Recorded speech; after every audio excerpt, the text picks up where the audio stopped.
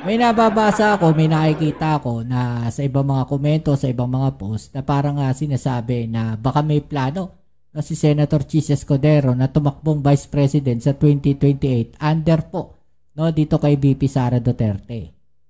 Okay? Nakikita ko dyan ganito. Medyo maiba lang tayo. No? Kung tatakbo si VP Sara Duterte ng 2028 election, mga babayan, bilang presidente, okay? Ang posibleng tumakbo dyan na Vice President, si Senator Bongo. Si Senator Bongo, nakikita kong tatakbo dyan na Vice President. Bakit ka mo? Same block sila. Diba? Under niya si Senator Bongo. At loyal yan si Senator Bongo sa kanila. No? I-disregard niya na si Harry Roque. No? Hindi sila papayag na siya ang tumakbo na bise. Okay, so ang possible na tumakbong Vice President sa 2028 ay itong si Senator Bongo. At ang presidente, si Vice President Sara Duterte. Posible yan, mga babayan, no? Kasi ayaw nila na may makakalaban sila by 2028 no, kung sila ang mauupo sa posisyon. No, for 6 years, ayaw nila no, na may makakalaban sila. At least nasa kampo nila lahat. Okay, so lahat yan nasa Duterte block, mga babayan. At posible, no, na kung nandiyan pa rin si Senator Bato, posibleng yan ang maging Senate President dyan, mga babayan. Imagine ninyo yun. Or, si Senator Amy Marcos ang magiging Senate President. Di ba? At least hawak nila lahat. From President to Vice President, Senate President, ang pag-iisipan na lang natin, sino yung uupo no, sa Speaker of the House. Okay, so kung may tatakbo ng mga Duterte no, sa Kongreso, malamang yun ang uupo no, sa Senate. So, sa Congress. So, hawak nila lahat. From President, Vice President, Senate President, at Speaker of the House. Okay, so hawak lahat ng Duterte block. Yan yung aabangan natin sa 2028. May nababasa ako, may nakikita ako na sa ibang mga komento, sa ibang mga post na parang sinasabi na baka may plano na si Senator Chis Escudero na tumakbong Vice President sa 2028 under po no, dito kay VP Sara Duterte. Okay? Nakikita ko dyan ganito. Medyo maiba lang tayo. No? Kung tatakbo si VP Sara Duterte ng 2028 election, mga babayan, bilang presidente, okay? Ang posibleng tumakbo dyan na Vice President, si Senator Bongo. Si Senator Bongo, nakikita kong tatakbo dyan na Vice President. Bakit ka mo? Same block sila. Diba? Under niya si Senator Bongo. At loyal yan si Senator Bongo sa kanila. No, i-disregard niya na si Harry Roque. No? Hindi sila papayag na siya ang tumakbo na bise. Okay, so ang possible no, na tumakbong Vice President sa 2028 ay itong si Senator Bongo. At ang presidente, si Vice President Sara Duterte. Posible yan, mga babayan, no? Kasi ayaw nila na may makakalaban sila by 2028 no, kung sila ang mauupo sa posisyon. No, for 6 years, ayaw nila no, na may makakalaban sila. At least nasa kampo nila lahat. Okay, so lahat yan nasa Duterte block, mga babayan. At posible, no, na kung nandiyan pa rin si Senator Bato, posibleng yan ang maging Senate President dyan, mga babayan. Imagine ninyo yun. Or, si Senator Amy Marcos ang magiging Senate President. Di ba? At least hawak nila lahat. From President to Vice President, Senate President, ang pag-iisipan na lang natin, sino yung uupo no, sa Speaker of the House. Okay, so kung may tatakbo ng mga Duterte no, sa Kongreso, malamang yun ang uupo no, sa Senate. So, sa Congress. So, hawak nila lahat. From President, Vice President, Senate President, at Speaker of the House. Okay, so hawak lahat ng Duterte block. Yan yung aabangan natin sa 2028. Diba? Pwedeng mangyari yan, mga babayan. Diba? Kaya halos nililinis na nila lahat ng kalaban nila Diba? Kaya kung makikita natin, no, naiisip na rin yan ng ibang mga senador. Kailangan natin humanap no, ng solusyon No, kailangan na iaano ba natin? Ito nga impeachment na to, itutuloy ba to o kakatayin na natin? No? Hindi na natin itutuloy yung impeachment kasi posibleng iniisip nila yung 2028. No? Posibleng iniisip nila yung 2028 election eh. Guys, 3 years na lang. Huwag tayong magpakatanga. 3 years na lang. 2028 election na. National election na. No, so kung may mga pangarap sila o may mga plano sila for 2028, isa na yan, mga babayan. No, isa na yan sa magiging susi, no, para lumakas, no, yung chance nila na manalo pa uli sa election sa 2028. Kailangan nilang kumampi, no, dito sa Duterte Block. No, so ang possibility niyan na mangyari, mga babayan, no, katayin talaga itong impeachment na to. No? Posible yan. Posibleng makatay itong impeachment na to. Diba, mga babayan? Okay, so tuloy natin. Kaya raw delayed ang presentation ng impeachment articles mula June 2 pa June 11. Buwelta ni Escudero, anuman daw ang aksyon o sabihin nila, hindi papayag ang Senado na diktahan sila nito. Ang Senado ay hindi sunod-sunuran sa Kamara kaugnay sa anumang bagay. Kabilang na ang impeachment, anuman ang ingaw-ngaw o sabihin nila. Muli ring inungkat ng senador ang 2 buwang pag-upo ng Kamara sa impeachment complaints. Kung nais nila maging sunod-sunuran sa gusto ng kanilang speaker, pues hindi po namin trabaho yan. February 5 na matanggap ng Senado ang mga reklamo mula Kamara, pero di pa ito binabasa sa plenaryo. Una nang naakusahan si Escudero sa tangkang paglibing sa impeachment trial matapos ang isang report na pinangungunahan umano niya ang isang grupo ng mga senador para gawin ito. Yan ay para ma-retain daw niya ang Senate presidency na itinanggi na rin ng senador. Para sa agenda, Hannah T. Bilyonaryo ni... Yan, mga babayan, no? Yes, Sir Tigas, sir, no? Posibleng ganon yung mangyari, no? Na ang maging Senate President, si Senator Amy Marcos, at ang maging House Speaker, no? Ay isa sa mga Duterte. No? Pwedeng ganon ang mangyari. No? Kung nasakaling tatakbo na Presidente si BP Sara, pwedeng maging Vice President niya, si Senator Bongo. Possible po yan, no? Pwede pong mangyari yan, mga tol. No? Ang magiging Senate President, si Senator Amy, at saka sa House Speaker, under din, no, ng mga Duterte. Okay, so kaya nakikita natin ngayon, yan yung nakikita ng mga senador, no, na posibleng nag-iisip sila na kailangan nating katayin to. No, dahil pag hindi natin kinatay itong impeachment na to, alanganin tayo, dali tayo sa 2028. Diba? Pwedeng ganun yung mangyari dyan, mga tol. No, posible po, no, na mangyari po yung ganyang senaryo. 'Di ba?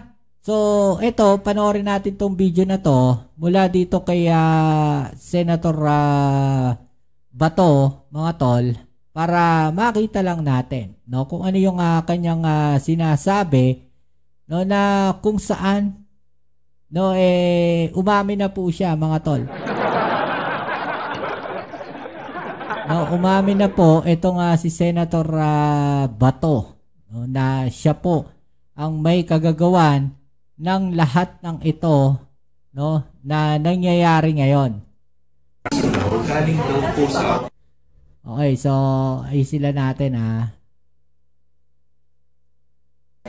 Galing daw po sa opisina ninyo, particularly kay Attorney Joan yung draft. May nabanggit po ba sa inyo yung ladies staff nyo? Ayun lang. Kinonfirm na po ni Senator Jinggoy na meron siyang printed na draft copy. Kayo po may namin. Galing yun. Galing sa office. Kayo po yung nag-initiate? Bakit po? Paano po? Ayan, umamin na siya. No, na siya ang nag-initiate. No, nung draft na yon, mga tol. Galing daw po sa opisina ninyo, particularly kay Attorney Joan yung draft. May nabanggit po ba sa inyo yung ladies staff nyo? Ayun lang. Kinonfirm na po ni Senator Jinggoy na meron siyang... Nako, ayan na si Senator Amy. May nag-confirm na, mga tol. No? So taliwas to dun sa sinasabi ni Senator Bongo. Na hindi daw niya alam. Imposible namang hindi niya alam. No, kasama siya sa Duterte Black. Imposible namang hindi niya pa nakita tong draft na to. No, na draft resolution na to na kung saan ay pinapa-stop na o dinidismiss na no, ito nga impeachment ni VP Sara Duterte. Imposible namang di pa yan nakita ni Senator Bongo. Parang hindi ata kapani-paniwala mga tol, di ba? Nakuha ko. Printed na copy. Kayo po may Galing yun. Galing sa office. Yes, exactly. No, si Tito Sen na lang. Kaya lang, di rin natin masasabi yan, mga sir. Kayo po yung kayo. Malaking laro kasi talaga, no, mga sir, ang politika. No, napakalaking, kumbaga sa napakalaking court po niyan. No, na naglalaro, no, yung mga politiko natin. Napakalaki po. No, ang laro ng politika talaga. Po yung nag-initiate. Bakit po? Ano Basahin na lang yung resolution. You will understand everything. Basahin niyo yung resolution. That's very self-explanatory. Yung mabasa niyo doon, kung ano yung sinasabi doon, sa loobin ko. Sir, pwede po bang draft resolution mag-decide doon sa impeachment? Kahit walang trial? Kahit hindi naman trial? Nakita naman yung rason pinagalagay doon. Basahin niyo yung with us. With us. Nandun lang lahat. Intindihin na lang yun. Sir, kayo nag-initiate kayo mismo or kinausap niyo po yung mga kasamahan ninyo? Dalawang kumpenta pa naman. Nakonsulta. Tapos, may nakuha na po ba kayo kung ilan ng susuporta? Lumaya na. Pag sansabon na yung number na sumupunta. So far po, as we speak, mga ilan na? Nasa draft. Kaya pinababasa ko sa kanila yung draft. Ipafile niyo po. Titingnan ko. I-evaluate ko pa. Kasi Yan yung sinasabi natin mga babayan. No? Meron draft resolution, no, pero para tong phishing. Nagets nyo? Para siyang phishing. No, na kung saan, no, parang pinag-aaralan pa nila. No, ipasa ko kaya itong draft na to. Draft resolution na to. Ano kaya magiging reaction ng mga tao na to? Parang ganun. Bigyan ko sila ng kopya. No, yung wala sa Duterte Black. No, syempre kasama na rin yung mga Duterte Black dyan. Bigyan ko sila ng kopya, sabi siguro ni Senator Bato. No? Tignan ko ano magiging reaction nila. No? Mula dun sa reaction na yon ng mga senador, mga kababayan, doon siya makakaisip. Kailangan ipafile niya ba o hindi? No, pag kami pumabor, marami pumabor, makakakuha siya ng boto, di ba? Ipafile niya. Okay, so pagka hindi pumabor sa kanya, no, na kokonti lang yung boto, no, kokonti lang yung nag-confirm sa kanya, hindi niya itutuloy. 'Di ba? Ganoon kasimple yung diskarte ni Senator Bato. Parang ganoon yung nangyayari ngayon. No, diyan po sa pagkalat ng draft resolution na 'yan. No, sa pagpapatigil o pagdi-dismiss ng impeachment ni VP Sara Duterte. 'Di ba? Nagkakaroon ng phishing, mga kababayan. yung iba, merong namang ibang draft yung iba. Yung iba magkasama namin, may ibang draft. So, siguro i-incorporate yun kung ano yung magagandang provision doon sa kanilang mga draft para mapaganda yung final version at magiging acceptable sa lahat. Kung pwedeng makuha ang suporta ng lahat. Nako, palusot no? Ang katotohanan niyan, mga babayan, ginagawa yan ni Senator Bato para malaman niya kung may boboto ba na i-dismiss yung impeachment o wala. Ganun lang kasimple yun, mga tol. Hindi totoo na para mapag-aralan. Naloko lang tayo ni Senator Bato Kaya ikaw naman, Senator Bato Karamihan. Bali ilan po kung kasamahan nyo ang may sariling draft? So, nakita ko tatlong draft yun. Hindi ko masabi kung kanino galing. Basta may mga input lang. Okay, so maraming draft na kumakalat, mga babayan. So, ibig sabihin, hindi lang si Senator Bato. No, may ginawang draft tungkol po dyan sa pagdidismiss na itong impeachment ni VP Sara Duterte. Diba? So, hindi lang po si Senator Bato, mga kababayan. Marami pang senador. Diba? Ako yung inyo o pangatlo yung inyo? Kasi yung original yung inyo, sir. Pero siya yung unang gumawa, mga kababayan. Then, sumunod na yung ibang senador na kung saan, gumawa na rin sila ng sarili nila draft then para malaman nila. No? So, some sort of fishing na lang. Kaya sabi nga nung nung ibang kababayan natin no, I smell something fishy. Ay, nako. Tapos, pwede ko malaman Akala nyo, iwas ako kung saan ang galingan, ha? Akala nyo. pero ilan po so far yung nabigyan nyo ng printed copy? Basta kung interesado lang na nagtatanong na humingi ng soft copy, binigyan ko. Pero, Okay, so may mga nagtanong, no, ng soft copy. 'Di ba? No, nalaman nila na merong draft na gano'n ng resolution. 'Di ba? Tapos humingi na rin sila ng soft copy. So may mga ilang senador din talaga na interesado, mga babayan, 'di ba? Isa na diyan sigurado, itong si Senator Amy Marcos, no, siyempre si Senator Robin Padilla, Marcoleta. 'Di ba yung mga 'yan? Sigurado 'yan, mga 'yan. Humingi na ng kopya 'yan. At may kopya na yung mga 'yan. yung hindi interesado, wala rin. Alam po ni BP Sara na meron kayong ganyung draft? Hindi, siguro. Hindi. Ewan ko lang kung pumutok na ito ngayon, di ba? Lumabas na yan, mga balita na yan. Ewan ko kung nakarating sa kanya, pero sabihin mo, ako personally, mag-report sa kanya, no, that's my own initiative. Hindi galing ngayon sa akin. Wala siya pakialam dito. Galing nga sa akin. Possible send Monday next week, if file? Meron bang gusto mag-input kung hindi ngayon, baka next week. Possible ngayong araw din? Hopefully ngayon sana, kung natapos na yung mga mga ini-import nila ng mga magagandang laman. Saan confident po kayo na makakagather kayo ng support sa police? Whether or not magkakuha ako ng suporta ng majority, I am confident that I make a stand as far as this issue is concerned. Sir, ihain nyo sa, ano nyo sa floor? Yung lesson nyo? Once it is submitted, then automatic yan. It will be taken up in the floor. Sabi ni Senator po, kung mabasa niya doon, parang incorrect yung daw. Whatever, may kanya-kanya din opinion, no? May kanya-kanya din opinion. Pinag-aralan niya, pinag-research siya ng aking logista. Sensory, tanong ko lang, bakit po kailangan niyo pag-apigilan yung impeachment trial itself? Hindi po ba kayo confident? Basahin ninyo yung laman ng resolution. Kasi makita niyo kung bakit. Nandun, self-explanatory. Nandun lahat. Nandun lahat. Thank you, sir.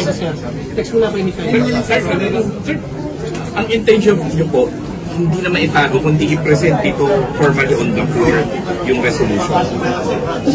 Sabi talaga, once ma-read yan sa floor, it's open for anything. Pero sir, ba't dun sa draft, dun sa audio, wala man na nakalagay doon, introduce ba? Wala man na nakalagay na author, introduce ang resolution. Wala nakalagay. Lalabas din dahil kung sino mag-introduce dahil pag may final draft na. Kasi draft pa lang. Pero kayo magiging main author nun, sir? Correct. Yun na nga, i-explain yan mamaya doon sa isang video na ipapakita natin sa inyo, mga kababayan. No, kung bakit walang pangalan na nakasulat doon po sa draft na yan. Bakit wala po yung author, mga kababayan, no? So sino na yung initially nag-express na intention to support the resolution? Marami na. Ilan, sir? Marami na. So hintayin ko na lang. May numbers na po. May number, pero hindi ko pa masabi kung gano'ng kadami. Basta may number. So you're confident Numbers naman is from 0 to 24. Diba? Basta may number ako. 0 to 24. So sir, confident kayo na ma-adapt yung resolution? As I've said, I'm not hoping na ma-adapt. Ay, maganda kung ma-adapt, di ba? Basta at least for this particular issue, for this particular situation, I made the stand. Anong dapat? That is in support to, of course, Senator Tolentino's manifestation on the floor the other day, kahapon? The other day? Monday. So, meron siyang manifestation na ginawa, kaya gumawa tayo ng resolution to support this manifestation. So based on the prompted by the manifestation? Yes. Bali na-consult nyo na rin po ito kay SP? Or pinaalam? Ewan ko kung nabigyan si SP ng soft copy. Basta ako, binigyan ko lang. Ipaalam ni SP. Sino po mga gusto? Sino yung humingi, sir? Hindi ko sabihin kung sino. Nagsabi na po si Senator Jinggoy, si SP. Sabi ko sa kutya. Kinonfirm niya. Pero hindi pa siya.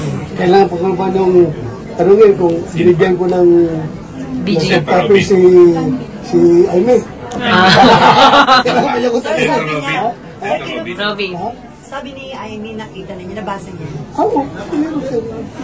At saka maraming inputs, kaya hindi lang isang draft. Maraming draft, kaya pinapinalize yun. So just to clarify lang, ulitin ko lang po yung pwede po sa position po ninyo, pwedeng i-dismiss yung impeachment complaint kahit walang trial yung Senate as an impeachment court. Basta, tingnan lang yung laman ng resolution.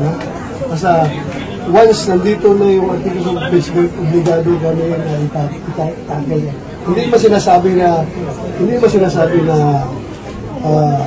hindi itakil? Paano mag-dismiss kung hindi mo itakil yung articles of impeachment? Di ba? Okay, so eto mga babayan, no, yung video na yan, ipapakita natin ngayon yung isang video na kung saan in-explain po yan, no, neto ni Senator Ping Lacson, mga babayan, no, kung ano nga ba yung naging diskarte, no, pagdating po dyan sa sinasabi na yan, no, na draft resolution para sa pag-dismiss ng kaso, no, ng impeachment ni VP Sara Duterte. Ito, panoorin nyo ito mga tol, nakalagay po dito sa hard copy hawak namin, Senator Ping, nakalagay dito, introduced by senators. Walang nakalagay kanino. Blanco. Oo, so ano ba ito? Nanliligaw pa ng mga pipirma senador. Tingnan natin kung sino yung mga unang pipirma. Di ba? Yung sinasabi natin, no? Para siyang fishing, mga babayan. Diba? Pinapairamdaman niya pa, no, ni Senator Bato, sino yung mga posibleng pumirma, no, dito sa draft resolution na to. No, kapag meron na siyang bilang, no, enough, no, para manalo, no, yung kanyang draft resolution, mga babayan, o yung kanyang sinasabi po doon sa loob ng draft resolution na yon ay naging makatwiran at enough yon para manalo, no, sa botohan na hindi matuloy yung impeachment na yan. That's the time ilalagay niya yung pangalan niya. Diba? Pwede po ba to, sir, na walang pangalan kung kanino nang galing yung resolution o sino nagpapaikot? Draft lang naman yan draft resolution. Hindi pa yan pwedeng i-refer o basahin sa floor dahil walang author. Okay. Kailangan meron mag-author maski isa. Bakit ko po pipirmahan to kung ako'y senador? Kung ito draft lang pala.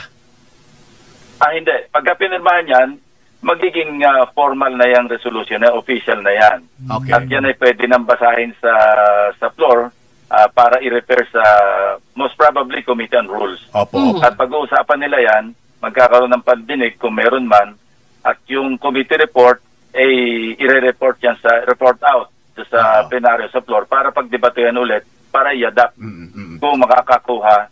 Kasi minsan majority na yung nakapirma, hindi pa rin natutuloy ang resolution, hindi pa rin na-adapt. At tatandaan ko noon yung sa co-waranto na inisyo ng yung dinidinig ng Korte Suprema tungkol kay dating Chief Justice Sereno, gumawa rin ng resolution. Sense of the Senate naman yon. Resolution. At majority, I think mga 14 yung nakapirma doon. Pero tatandaan ko, nagkaroon ng debate sa floor. Kaming dalawa ni Senator Kiko Pangilinan noon ang nagdebate. Madaling araw na yun kasi katatapos lang namin yung budget hearing. Imagine ninyo, diba, budget hearing tapos madaling araw pinagdebatehan pa rin yun. Hindi naman pala. Diba mga babayan? hindi natuloy yung hindi na-adapt yung resolution. Although majority na yung nakapirma. I think 14 na yata nakapirma sa resolution. So maski majority nakapirma, kailangan pa rin formally i-adapt yan sa plenaryo. Kasi kung mayroong mag-object at magkaroon ng debate at magbago ng pananaw ng desisyon yung iba dahil doon sa resulta ng debate, hindi ma-adapt yung resolution. So paano kung maganda bigayan? Ibig sabihin maganda bigayan ng usapan. No, ng debatehan, mga babaeng, kayo naman. Maganda yung naging bigayan ng kanilang mga dahilan. No? Paano pag naging ganon? At nagbago isip ng iba. No, sige, tuloy na natin yung impeachment na yan. O kaya yung iba, hindi, huwag na natin ituloy yan. Oo nga, tama, ganito na lang. No? So, kawawa pa rin yung taong bayan na nag-aantay, mga kababayan, no, na magiging resulta ng impeachment. Parang natenga lang sila. Parang tinakam. No? Parang tinakam lang nila yung sambayan ng Pilipino. Diba? Parang ganun yung nangyari dito. At siguro, para na rin to sa Kongreso. Parang sampal na rin to sa Kongreso. Tuloy natin. Parang fishing expedition po itong resolution na ito. Ano po? Yan, exactly, mga babayan. Diba? Ganun yun. Parang fishing. No, parang chine-check muna nila sino kaya yung pipirma. Pag may pumirma, enough para maayos yung resolution na yan, then go. Proceed natin to. So, sabi naman dito ni Senator Ping Lacson, no, kahit na maraming pumirma dyan, majority pumirma dyan, pagdidebatihan pa rin yan, pag-uusapan pa rin. So, medyo alanganin pa rin talaga dito si Senator Pato. Kung sakasakaling maraming pumirma, kami ang nagpakalat niyan. Pag sumemplang, wala akong kinalaman dyan. Exactly. Parang kanya-kanyang talon na sa bangka, mga babae. Pero pag natuloy, naging successful, lahat sila magaling. No, pero pagka sumemplang, hindi namin alam yan, hindi kami kasama dyan. Pinapirma lang kami dyan. Pumirma lang kami. Parang ganun.